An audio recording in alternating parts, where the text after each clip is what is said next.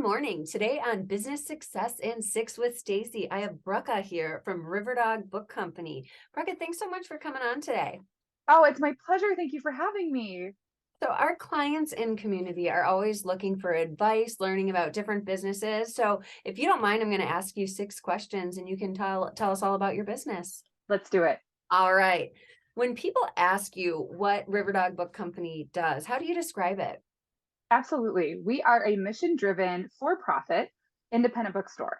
We're a novel model, which means we don't have a brick and mortar space. I like to say we're location independent, which means that we break that mold of it being purely a transaction when you walk into a shop, and we bring book events into the community. So whether it's through pop-up shops that are themed to a holiday, whether it's through virtual events or in-person events that we might do with a school or a library, we're bringing books into the community and meeting our community members where they might not have access otherwise.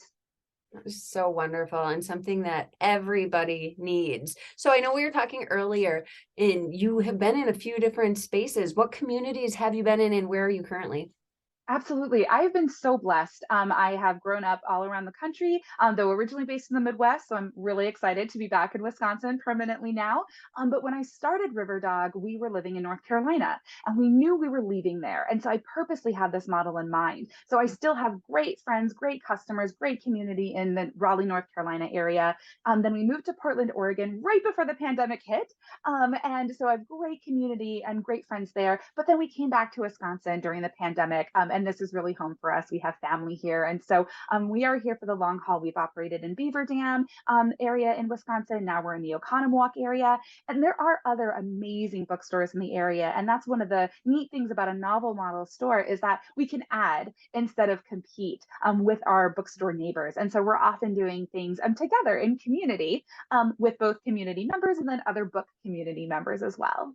Oh, that is just wonderful. So that actually, you kind of covered it a little bit. My second question is always, what were your plans when you started your business, and how have they changed? So So much change. tell us. So initially, we wanted to do a bookmobile, year one, year two. And unfortunately, with the pandemic, things changed that a little bit. So while a bookmobile is still in the cards, we've kind of scaled that back a little bit and are simply just trying to continue to make those community connections. So if you're a teacher, if you're a librarian, if you're a book person, definitely get in touch because we love outside the box thinking. We love, bringing book fairs into communities, things like this that we don't need to have a physical space for. But we do still have a bookmobile plan in the future. And we also have nonprofit dreams. It's one of those funny things where to start a nonprofit, put a board together, put all of your articles in corporation, your bylaws, all of that actually takes a lot more planning and a lot more thinking through than just starting a business day one. And so that's what we did first. I started Riverdog Book Company in 2018, and we do have sites set on a nonprofit element. We have sites set on a writing workshop element. Everyone from children all the way through adult, we really want to get involved in that creativity side of book creation. So those are some of the future plans, and then that bookmobile. But for now, we're doing pop-ups, virtual events, and in-person events. That is so fun. I'm excited to actually come visit one. Thank you. Thank you. What is the biggest way you impact the community? Obviously, we're talking all about community. What would you say your biggest way is? I think the access. There are book desert communities that we don't think of when we think of rural areas in Wisconsin. One of the reasons I'm so focused on a bookmobile is being able to drive 3 hours north and going up to visit tribes, going 3 hours east or west, and just hitting those areas that may not have an independent store. They may not have a Barnes and Noble. The library might be the next town over. Can you imagine almost like the ice cream, truck that would drive around, having that bookmobile come to your community, park in your neighborhood, park at your school, park at your senior center. That's what I'm trying to replicate that with Yeah. the bookstore that we have right now is just bringing books to people that wouldn't see them otherwise. That is incredible. Thank you for that work you're doing. What is one challenge that you have faced that other business owners could learn from? Well, I will say this. I always say that not everyone considers themselves a reader, but Mhm. everything that you do in life, you can find in a book. And so what I've tried to do is reframe how people might engage with books. So for instance, I might go to a fly fishing competition and have books about fly fishing, about fish, about the outdoors, about nature. I might go to a bowling alley and have a small bookshelf of used books that say, a child suddenly is not interested in bowling, or it's not that adult team already got pushed out of the competition and they're looking around for other things to do. Let's pick up this book to read. I love reading mysteries, or I want some picture books to, entertain myself while my family is still enjoying this experience. I try really hard to match the books to the experience in the community that we're in. So for instance, if I'm partnering with a craft store, I'm going to read books on crafting, on embroidery, even things like nature journaling fit into that realm. Obviously, I'm going to be bringing very different books to a school if I'm doing a school book fair. And so that, I think, is the challenge, is finding the right books for the right readers, meeting where they are. And other businesses need to start thinking of that as well. It's not just what product you are selling and what you are bringing to the community. And it doesn't have to be a physical product. It can be, you can be a consultant. You can do all kinds of business.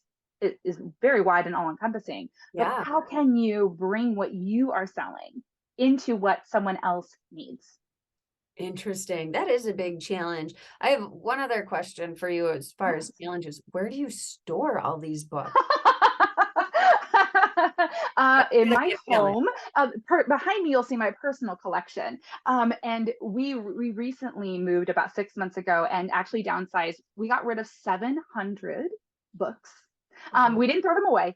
We donated them, or I sent them back as returns to publishers, or we gifted them to schools, put a lot in little free libraries.